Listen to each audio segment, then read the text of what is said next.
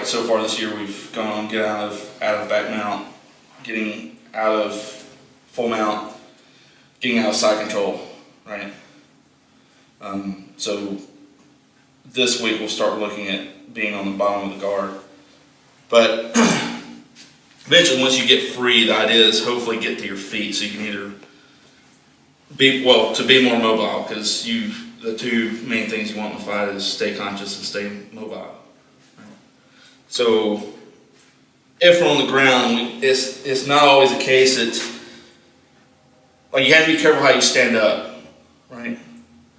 Because either the person may still be able to get a hold of you and you fall back down, or you're getting up when you're really vulnerable and you might be vulnerable to getting knocked out. So there's a proper way to get back to your feet.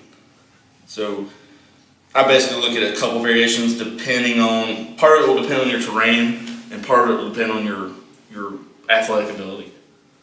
So the one that I would recommend for more chaotic terrain, like wet grass or loose gravel or something where things are more slippery, is, so let's say you fought the guy off and you want to get up.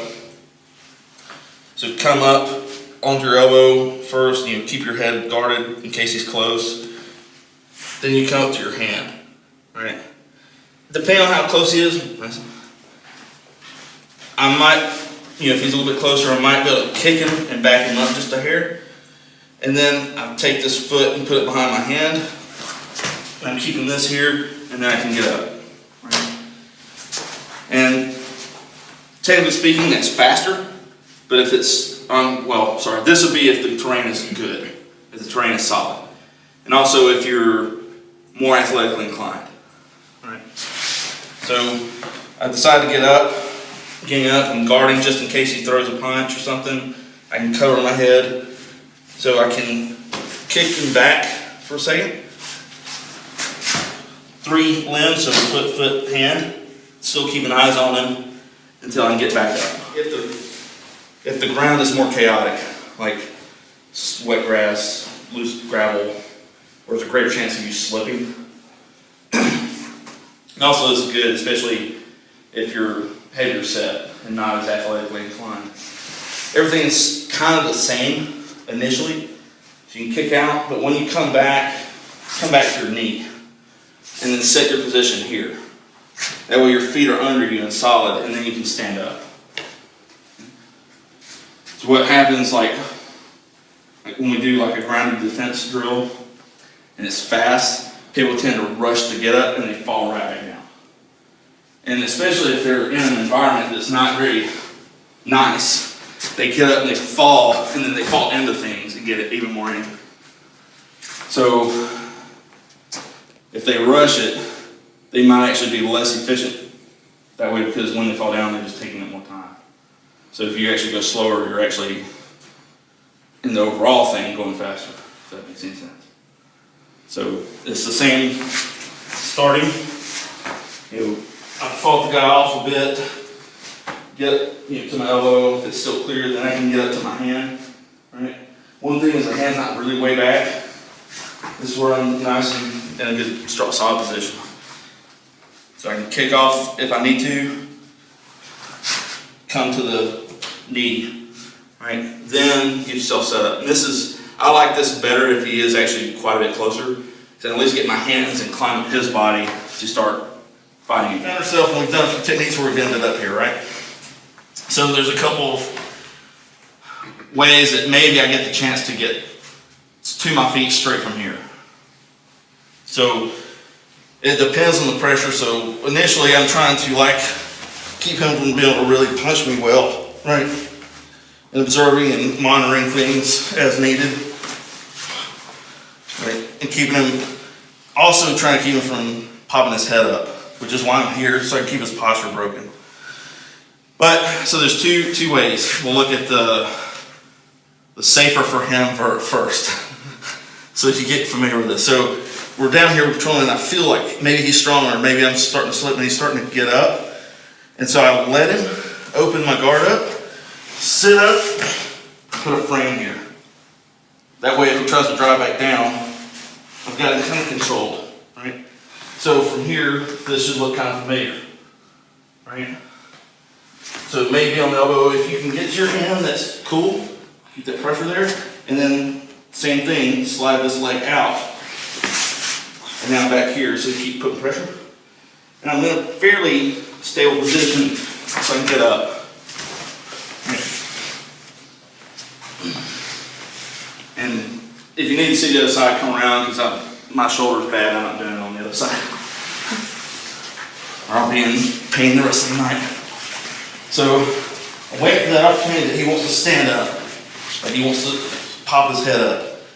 So I open the guard, so as soon as I feel it slowly, as soon as I feel that, I release and sit up onto my elbow. Have the frame here in case he starts to push back in. Right? So I can have that. If you want to get fancy, you might do this. You can get the same thing, go ahead and press. But it also sets me up for a choke if I want to choke it. Right? So anyway, use your form as a frame. Try to get to your hand if you can. And then this foot comes back as close as you can to your butt. Keep the pressure. And slide this out. And now I can start working from a better position. Right?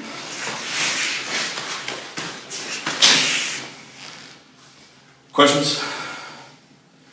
Any comments? Nope, everything's good. I like going to the knee first myself, particularly like you guys walk around, like school, different places, we carry backpacks, right? Well, guess what? That can change your weight position. So if you stand up from this position, you got that weight that wants to slide forward, right? Tends to make you want to do this. So if you go that knee first, raise, if you move up, you'll be a lot more stable. We do the same thing in the military too. They teach the basic version, then they're like, hey look, you got 60 pounds of gear, this is how you actually do it. Gotcha. So, I know some people, and I do it because I'm not flexible enough and I got too much in front, I have to go to the knee. If you're that athletic inclined and no gear on you, then maybe you can go straight to your feet.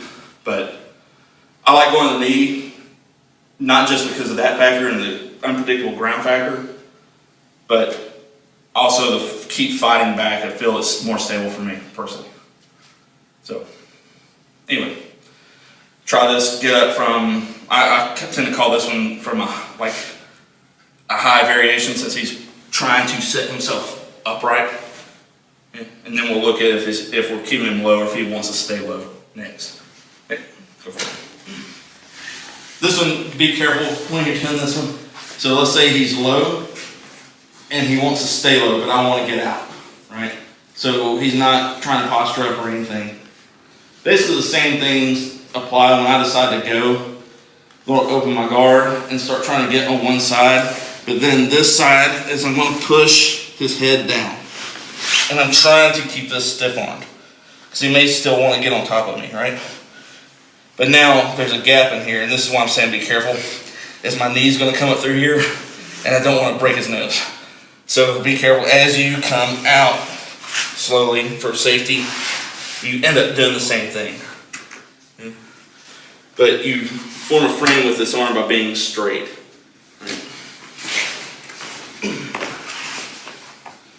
So we're in here.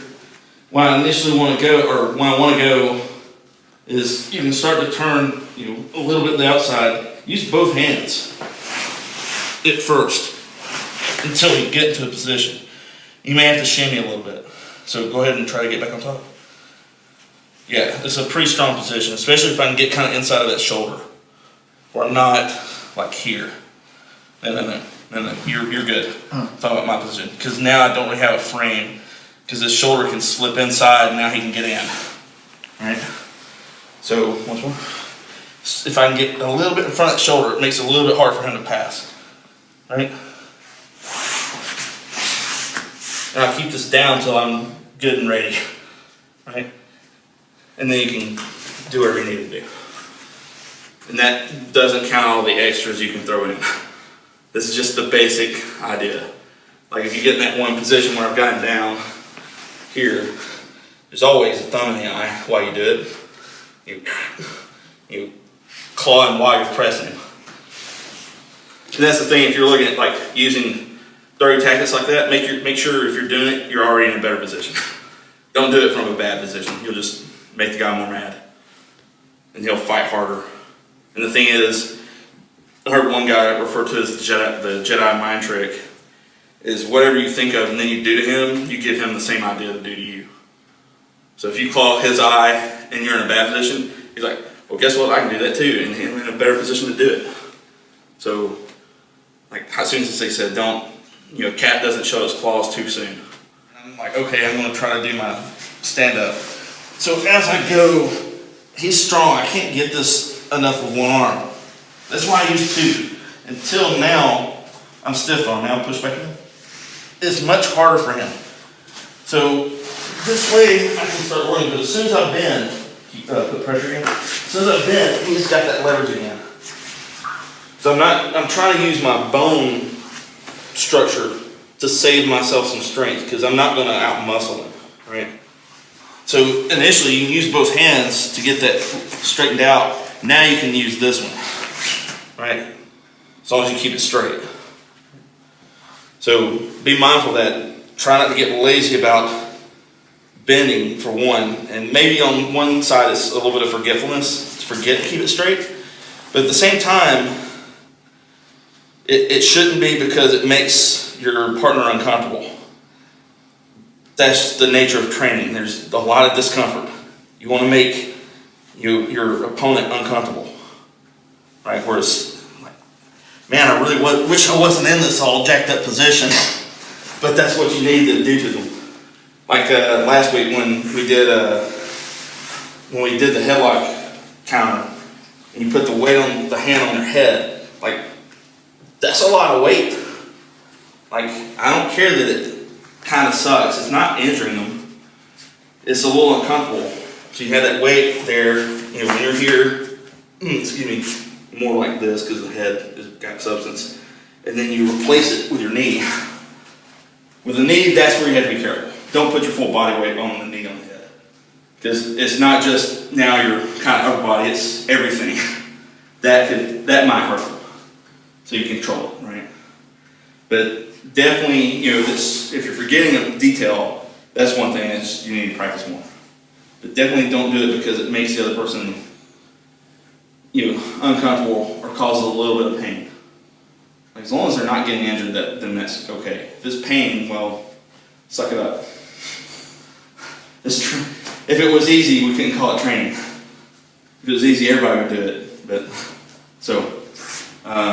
okay, so did everybody try this with varying pressures and the uke making Tori work?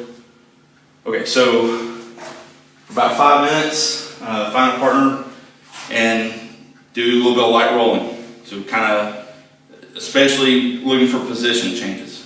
Especially if you're new, survive, that's it. That's your job, is just survive. If you got a little experience, then maybe you can reverse a position. If you got a lot of experience, let yourself get in a bad position and work yourself back out into a good position. That way everybody gets some practice. So this is just flight time. Not looking for you to get great submissions or anything. If you do, like your train kicks in, you end up getting something, partner know how to tap. Okay, that hurts, that sucks. Tap yourself, tap the mat, tap them, say tap if you can. So, but you make each other work for it. Not super hard, just nice and light. 20, 30%. There we got it. And well, we'll say one person starts on top, one person starts on bottom. If the bottom person can reverse the position, great. I'm trying to think of this. Pick a position and start in it. How about that? You get to choose what position y'all want to start in. But to make it being able to start on the ground, like not so much from the knees. So actually, one person maybe side control on top, and then I'll say go, and just kind of start plotting your course through. Does that make sense? There's a term called flow roll, where you're working for the positions. Maybe you can explain it better. Flow rolling is essentially like doing, you've got two versions. One is like a kata. We start from a position, we transition, and we run it like a drill. Think of it going from side mount, or say you break guard, move to side mount, and then you switch, take a mount, then maybe you go to an arm bar. He taps, he rolls over, then he goes into the guard, and then he just starts to roll over. A good flow roll, though, is transitioning from position to position, just keeping the flow going. Used to, there was a term called Scalia rolling, it was called kindergarten rolling. And it was, you were going at a very slow pace, almost like 10% of your speed. And all you're doing is feeling each position as you go. And you're feeling like, okay, where's his position at? Why is he holding me here? Is there a way I can move in this position? And you're trying to feel as you go through, like, okay, where's my opening here? Where's my space? Where can I get the pressure off of me? Okay, here's my opening, then I go to it. And it's just a way to transition that way. It's a good way to get the feel for each position, how and why they work, and what the flaws in them are. That's an easy way to look at it. Because there's different ways of doing the 4 basic positions.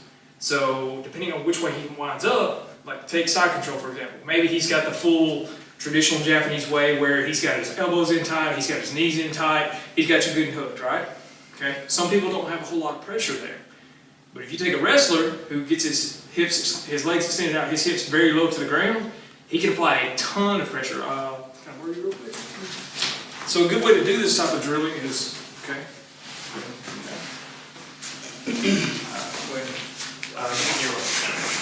Say we start from here, okay? I know I'm in his guard, right?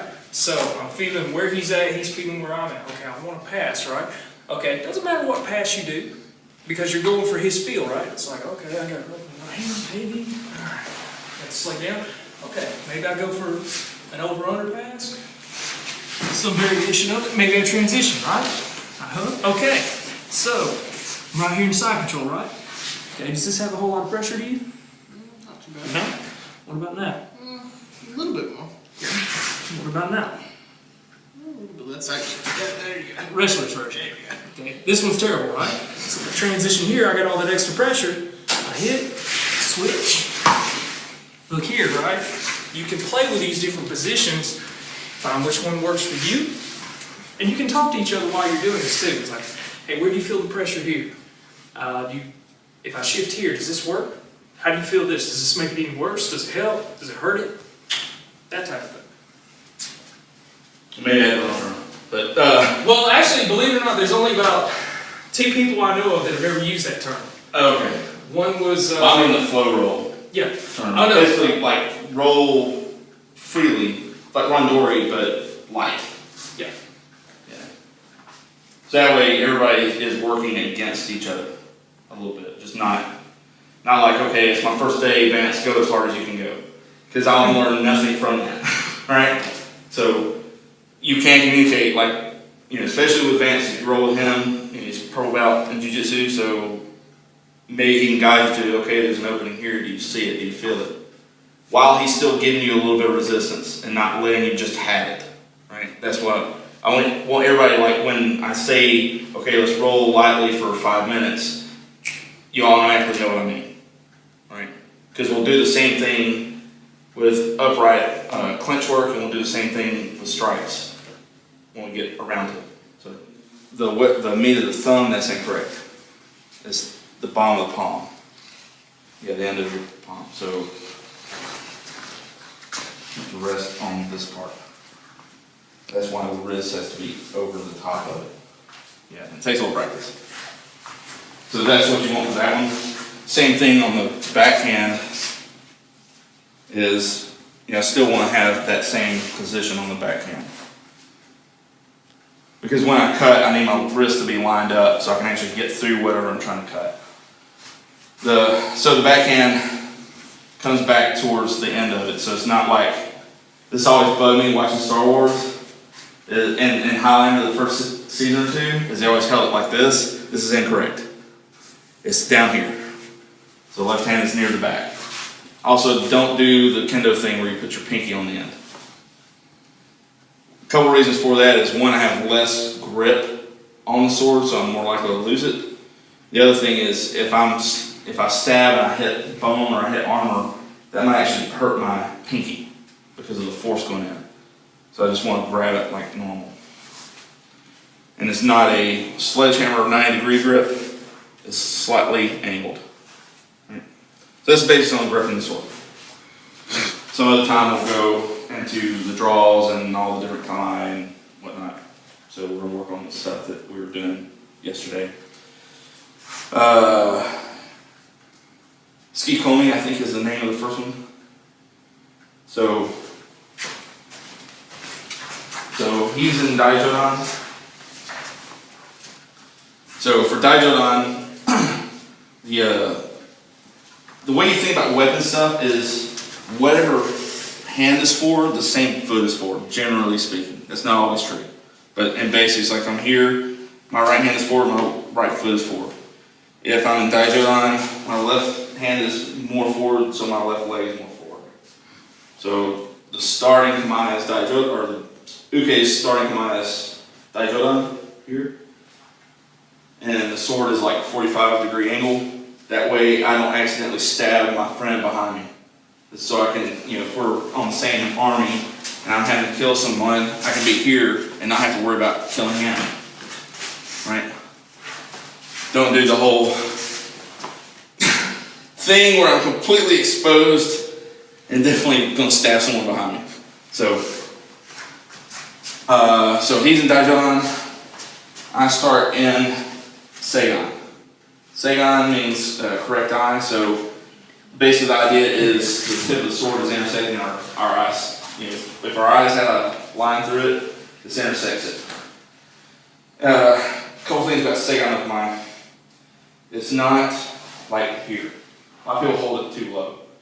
It's here. It's a little bit higher.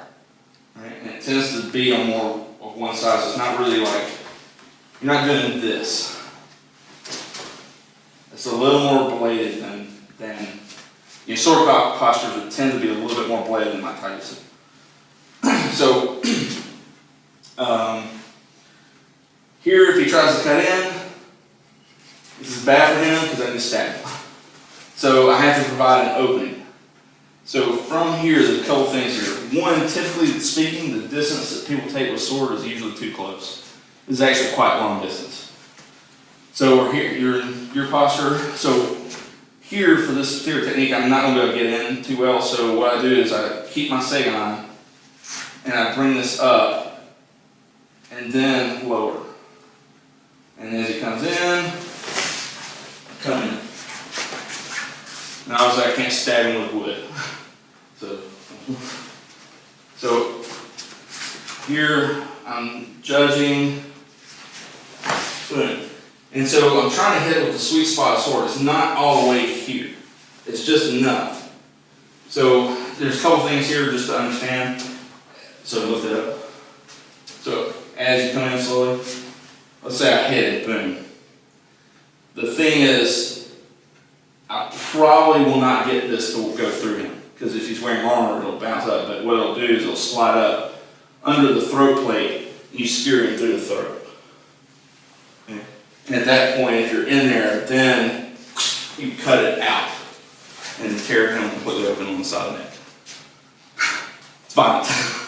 So the distance is pretty big. I slowly get here, lower, and that footwork allows me to get deep enough. When you're going in, you're also ducking your head. The traditional kata goes here. Because it would really be slow. It would really be more like, boom, here. So I'm going, and I've got the armor on my back to protect me. Now, what I'm saying, I think, is if you were to actually penetrate here with the pain and something with the structure, it would be tough for them to really cut down on you from that position. It was, again, this is like rush through, so try the distancing with it. Idea of like contraction and expansion. So,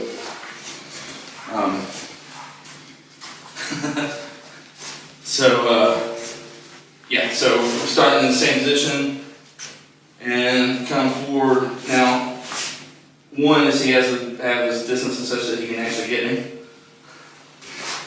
Right? So, as I come forward and slowly, I drop this down idea here, sometimes don't think of like cutting the person in half. If you're going for the head, a lot of times it's to strike them. Like you bam, hit them. Right? Because you've got the weight of the head, you've got the helmet, which is I think around 20 pounds.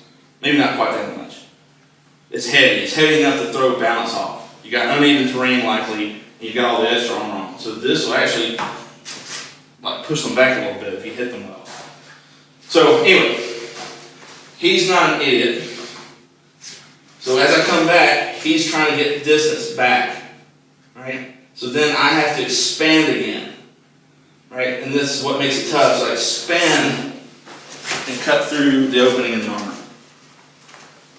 So you've got this dull on the armor, and it's hard to flex. You can't really flex your spine so well, but as you can like move at your hips, right? So that there's a gap because I have to be able to move, right? Armor is not like people think it is, where it's Frankenstein stuff. Like European armor, you can still do rolls and stuff in that. But so there's a gap, and as I bend, that gap opens up because the vest of the armor rides up, and so you can cut there. You can disembowel them. So we're here, lower, boom. And that's why he's got to be quick. He's got to realize, like, you come up, so like, and you lift this up. Now, if he's not so quick, like so, as you cut, yeah, and you lift up, you might hit them. Or you might hit him in the face, right, with the tip of your sword. But he's a skillful person, right? So boom, he backs up because this may give him a chance to countercut. And you cut. Kick, cut. There's a lot of detail in that. So you get in position, you're getting ready, boom, this comes up to his eyes. Right? But he's smart and he backs up. Okay, so we're here. Checking. So, yeah. Okay? And he's got to have the skill to not fall on the sword. You know, if he's going to be a skillful opponent. So, how do you get the cut? So, if I'm, you'll probably feel it, right? You're thinking, just hit your own head, right? So you get in his eyes, you keep it there until you can change. Here I've got more power here. As I step, you can hear like the drag, because I can get that. So there's a term in sword called kotegaeshi. Like in Aikido, it's what we call motegai. But sword is this aspect of turning the wrists. I mean, it literally means wrist turning. Kotegaeshi. So you've gotten in position. One, you can keep this in the space, so it's threatening, right? You got a lot of sword pointing in your face. It's a completely different feeling than this. So then, as you have to expand again, and notice I'm not like doing this. That provides the opening. It's, you basically get pierced in here a little bit. So you almost stab him a little bit, and then you cut through as you move offline. Yeah. Here we go. So as you step, so you got the first one where you catch him here. You step with this hand. So I'm not pulling it back to swing. It's stepping on, like when we do ski-ri with the hanbo. It's kind of the same thing. And of course you'd be doing this fast. And so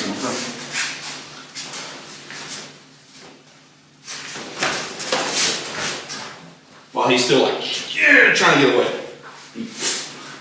Okay. Okay. The other thing too, like, so I saw this, we were doing this tonight, is as I take my step here and I get here, the back of the armor now is protecting me. Right? because you've got the helmet drapes down a bit. Boom. But again, it's probably one of those things like when you got poked that you're like, oh crap. If you're getting disemboweled. It's really not necessarily just one step, right? Or here, you do the thing. I'll do it again. So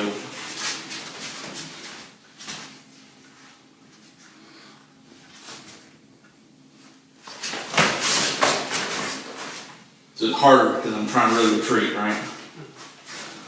And that's the idea, is you have to expand in such a way and keep expanding, and I probably did a poor job actually.